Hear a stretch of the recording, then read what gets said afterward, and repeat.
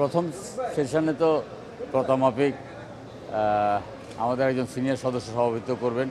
পরবর্তীতে speaker deputy speaker নির্বাচিত হবে, শোক প্রস্তাব আসবে, রাষ্ট্রপতির ভাষণ হবে, যেসব অডিয়েন্স শেষ করা হবে।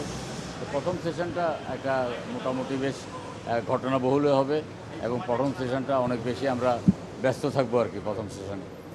স্পিকার ডেপুটি স্পিকার নিয়ে কোনো আভাস পেয়েছেন কিনা? না, আমরা কোনো আভাস পাইনি। আমরা এখন বসলে ইনশাল্লাহ আমরা যোগ্যতা সম্পন্ন লোককে আমরা সংসদ নেতার উপর এটা ছেড়ে দিয়েছি। উনি যাকে মনোনয়ন দেন আমরা অবশ্যই তার পক্ষে থাকবো। নির্বাচনের পদ্ধতিটা কিরকম হবে, যে প্রথমে সভাপতিত্ব একজন সিনিয়র সদস্যের নেতৃত্বে সভাপতি হবে। সিনিয়র সদস্যটা কি জানতে পেরেছেন কিনা? এটা আমরা আমাদের যতদূর জানি খন্দকার মোশাররফ সাহেব এটা দিয়ে